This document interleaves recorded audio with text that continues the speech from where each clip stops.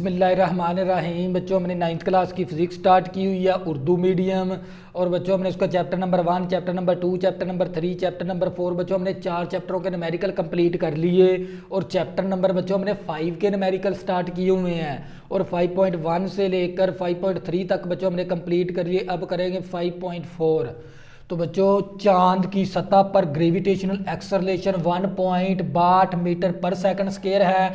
और चांद का रेडियस 1740 किलोमीटर है। और चांद का मास मालूम करें। तो बच्चों जब भी आपने चांद का मास मालूम करना है उसके लिए बच्चों ये वाला फार्मूला लगाना होता है हमें। तो बच्चों एम से मुराद क्या है? मास।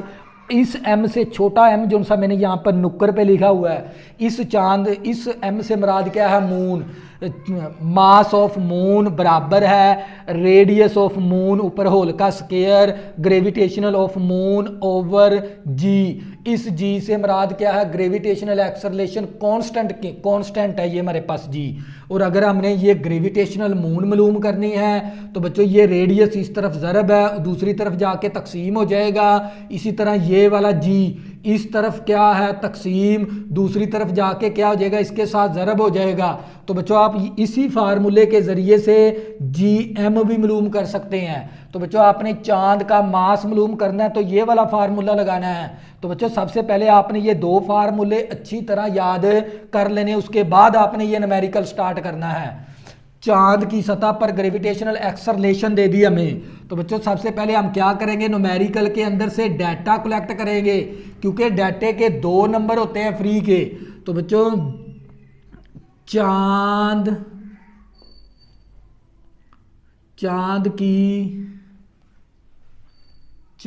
पर ग्रेविटेशनल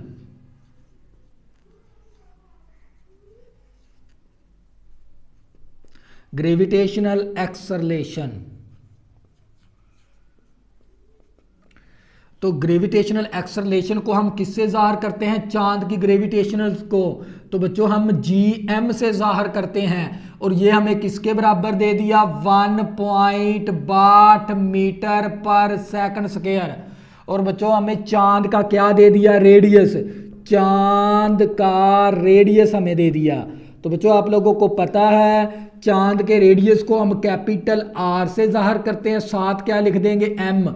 मून ऑफ रेडियस बराबर है हमें 1740 किलोमीटर है। और बच्चों हमने चांद का क्या मालूम करना है? मास। चांद का मास बच्चों हमने मालूम करना है, इसको हम कैपिटल एम और छोटे एम से ज़ाहिर करेंगे। मून ऑफ मास बच्चों ये हमने क्या करना है? मालूम।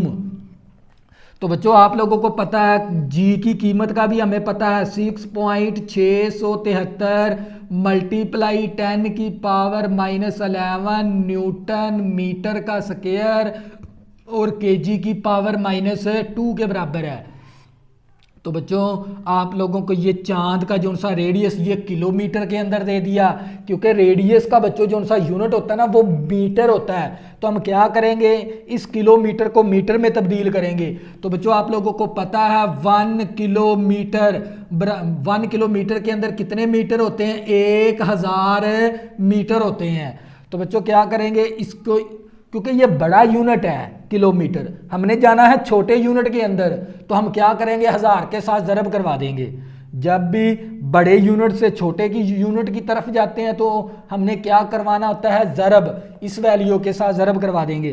तो बच्चों आप लोगों के पास आ जाएगा आर एम बराबर है 1740 ज़रबे 1000 मीटर। क्योंकि ये किलोमीटर है, हमने बच्चों इसको किस में चेंज करना है? मीटर के अंदर।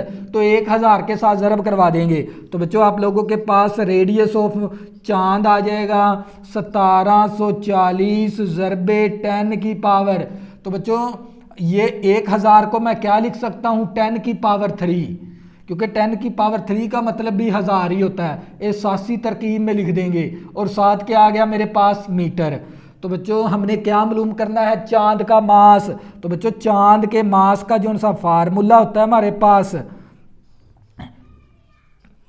मून ऑफ मास बराबर है हमारे पास radius of moon radius of moon ऊपर होल का स्क्वायर और gravitational of moon over constant G. तो बच्चों ये वाला फार्मूला लगा देंगे।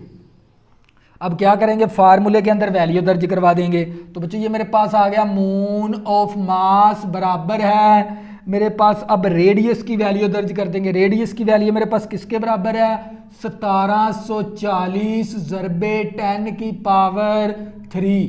बच्चों आपने यूनिट को क्या कर देना, इग्नोर, यूनिट नहीं लिखने जब इस फार्मूले के अंदर वैल्यू दर्ज करनी है, क्योंकि हमें पता है मास का यूनिट क्या होता है, केजी। हम आखिर पे केजी लिख देंगे आंसर के साथ। तो बच्चों ये मेरे पास आ गया 1740 ज़रबे 10 की पावर 3, और रेडियस का क्या है, होल का स्क्वायर है तो स्क्वायर भी लिख देंगे। और जी एम मेरे पास किसके बराबर है, 1 ज़रबे 1.62 है ओवर जी, कांस्टेंट जी की वैल्यू दर्ज कर देंगे। मेरे पास किसके बराबर है, 6.673 मल्टीप्लाई 10 की पावर -11। यूनिट को बच्चों इग्नोर कर देंगे, क्योंकि मास का यूनिट कौन सा होता है, केजी। हम आखिर पे केजी लिख देंगे। तो बच्चों ये मेरे पास आ गया मास ऑफ मून बराबर है, तो बच्चों ये जो सा स्क्वायर है ना, इसका भी स्क्वायर है और इसका भी स्क्वायर है। हम क्या करेंगे, अलग-अलग स्क्वायर डाल देंगे।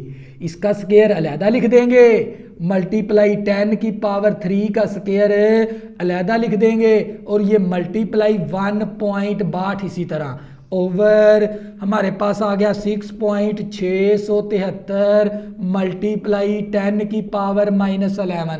अब बच्चों क्या करेंगे, इस रकम का कैलकुलेटर के जरिए स्क्वायर ले लेंगे। 1740 का लेंगे स्क्वायर, तो हमारे पास आ जाएगा मून ऑफ मास ये हमारे पास आ गया 30 27 600। तो बच्चों साथ इसको ज़रब करवा देंगे, 1.62 मल्टीप्लाई 10 की पावर को साइड पे लिख देंगे। तो बच्चों ये बेस की पावर होल की पावर आपस में क्या होती हैं, ज़रब। तो बच्चों ये मेरे पास 10 की पावर 6 आ गया, और ओवर तो बच्चों ये मेरे पास आ गया 6.673। तो बच्चों ये पावर नेगेटिव की है, ऊपर जाके पावर क्या हो जाएगी, पॉजिटिव की। तो ऊपर जाके 10 की पावर 11 होगी। बच्चों ये पावर नेगेटिव की है, ऊपर जाके पावर क्या हो जाएगी, पॉजिटिव की। अब क्या करेंगे, इन दोनों को ज़रब करवा देंगे और इसके साथ तकसीम करवा देंगे, वो भी कैलकुलेटर के ज़रिए। ज़रबे 1.62। तो बच्चों आप लोगों के पास जो सा चांद के मास का जो सा वैल्यू आएगी वो हमारे पास आ गई 4904 और 712 ओवर, इन दोनों को मैंने ज़रब करवा दिया 6.673 मल्टीप्लाई। तो बच्चों ये बेस क्या है, सेम। हमने मैथ के अंदर किया हुआ है, अगर बेस सेम हो ना, पावरें ज़रब के अंदर क्या हो जाती हैं, जमा। तो पावरों को हम जमा करवा देंगे। यहाँ पर 10 की पावर मेरे पास 6 + 11, बेस 1 रख लेंगे और पावरें क्या करवा देंगे, जमा। तो बच्चों अब इसको साथ तकसीम करवा देंगे, तकसीम करवाएंगे 6.673 के साथ। तो आप लोगों के पास जो सा चांद का मास का जो सी वैल्यू आएगी ना, वो आ गई हमारे पास 73,508.54 मल्टीप्लाई। तो बच्चों ये हमारे पास 10 आ गया, और ये 11 में +6 करेंगे तो हमारे पास आ जाएगा 17। कितना आ गया, 17 आ जाएगा हमारे पास, क्योंकि मास का यूनिट क्या होता है, केजी। 7 केजी भी लिख देंगे। तो बच्चों हमने इस अशारिया को क्योंकि एक हिस्से के बाद अशारिया होना चाहिए असासी तरकीब के अंदर, साइंसी तरकीब के अंदर अशारिया हमारे पास एक हिस्से के बाद होना चाहिए।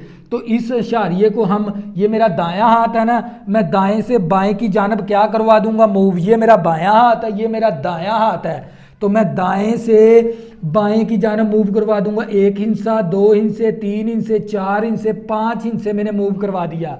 तो बच्चों मैं ये लिख सकता हूँ, चांद का मास बराबर है 7.35 मल्टीप्लाई 10 की पावर 5।